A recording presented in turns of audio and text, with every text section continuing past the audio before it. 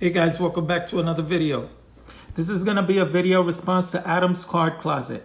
He's going to do a giveaway at 100 subscribers. Congratulations on that. And that giveaway is based on people to comment on who's their favorite pitcher of all time and who's their favorite pitcher right now. But instead of commenting, I thought that was a cool theme to a video, so I decided to join in. Thank you, Adam's Card Closet, for one, showing us the video of your favorite pitchers, and two, for giving me the opportunity to make this video based on your video. Once again, subscribe to Adam's Card Closet. He has a nice channel. He also gave me a pop. I hope to get to 200 subscribers very soon because I do plan on doing a giveaway. So if you're watching this and you're not subscribed, please do, because I think I need like 7 subscribers and I hit the 200 mark, and I will make that video and show you what I'm planning to give away. And without further ado, here are 3 of my favorite pitchers right now. Number 1 is going to be Shane Bieber. Here's his gold rookie card. In the American League, this guy for the last few years has been so unbelievably dominating. I'm in awe at how good he is. And in the National League, Jacob deGrom, hands down, is my favorite. He might get his 3rd Cy Young.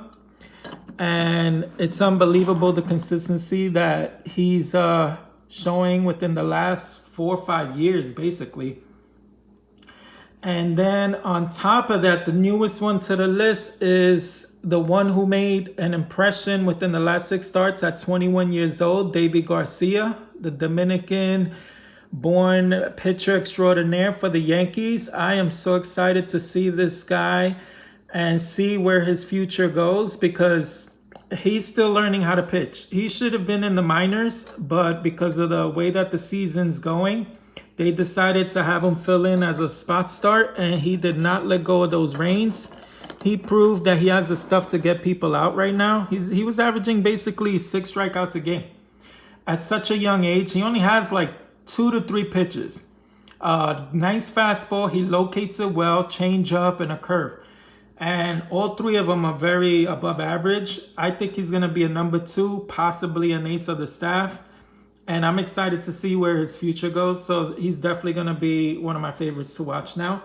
As far as all-time greats, I'm going to do like a count off as far as like that I've witnessed. Here's 2 of them. John Smoltz, love him. He's a 95 World Series champ, pitched for about 20 years, 96 Cy Young Award winner, twice strikeout leader, twice a wins leader, even a saves leader in 2002. And that's what I love about John Smoltz, is that he dominated as a pitcher, and then he goes, because of Tommy John surgery in 2000, he had to pitch out of the bullpen, and then he dominates as a reliever. So I find it just amazing. Then he goes back to pitching and he dominates once again as a pitcher. This guy is just a man, and I admire that no matter what role he was in, he was able to dominate. So he goes down as one of my favorites that I've ever enjoyed watching. And then next up is Pedro Martinez. I think he's one of the most dominating pitchers in the steroid era. I just think this guy could have been even more than what he was. It's just amazing, the minuscule ERA he was able to pitch with. The Dodgers, Expos, and the Red Sox. We had fun as Yankee fans saying, "Who's your daddy?" every once in a blue moon when we did beat him. But most of the time he got the best of us. But he was just a joy to watch. We're not going to talk about the Don Zimmer incident, because that was probably a dark moment in his life. But other than that, the "Who's your daddy" is the way I'd like to go as far as my fond experiences with him against the Yankees. Next up, second is Walter Johnson. This guy I did not watch, but as far as sheer dominant, he, I think, is, if not as good as Cy Young, he's better than Cy Young. And just to get into the big train, which was his nickname, he pitched for also about 20 years. He was twice an MVP in 1913 and 1924, won the World Series in 24, had a record of 4 17, and 279 with an ERA, lifetime ERA of 2.17 and 3,500 Ks, which Bob Gibson, I think, eclipsed. And then later on, people like Randy Johnson eclipsed it. But this guy was utterly dominant, to say the least. It's a sweet capo back for all those who care. I showcased this card in my T206, I think part 2. I bought it raw and then got it graded. I love this card. I love the picture. Once I looked him up, he holds the record with 110 shutouts lifetime, which I think will never be beaten, especially nowadays with all this pitch count and bringing people in at the beginning of an inning to start a game. I think that is one record that is safe to say will never be broken. And just to point out a few fun facts of Walter Johnson, he was very friendly with a lot of people in the game. And two people he was very friendly with is Sam Crawford. And what's funny is whenever he faced the Tigers, he was such a good friend of Sam Crawford's that he decided to ease up on him. And Sam Crawford would get a few hits off of him. And it would drive Ty Cobb mad, because no matter how good Ty Cobb was as a hitter, he couldn't touch Walter Johnson. And when he would see Sam Crawford, who was a great hitter on his own, but the great Ty Cobb couldn't touch him, and Sam Crawford goes and he gets a bunch of hits off of him every game, it used to drive Ty Cobb mad. And another player he was good friends with was Babe Ruth. And same thing, he would let up on Babe Ruth, and Babe Ruth would go down as having some of the longest home runs at Griffith Stadium. Because Walter Johnson would just throw him maybe some 93-mile-per-hour cookies, and Babe Ruth would just hit some Titanic shots.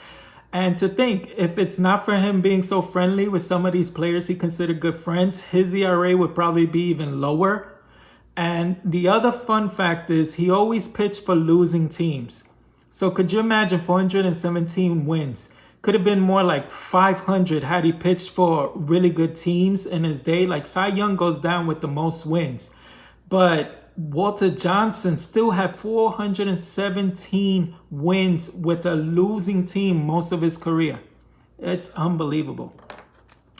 And number one on my favorite pitcher of all time. Let me make some room here so when I put this guy up, I'll show you a few of his cards since it's recent, fairly recent. It's Mariano.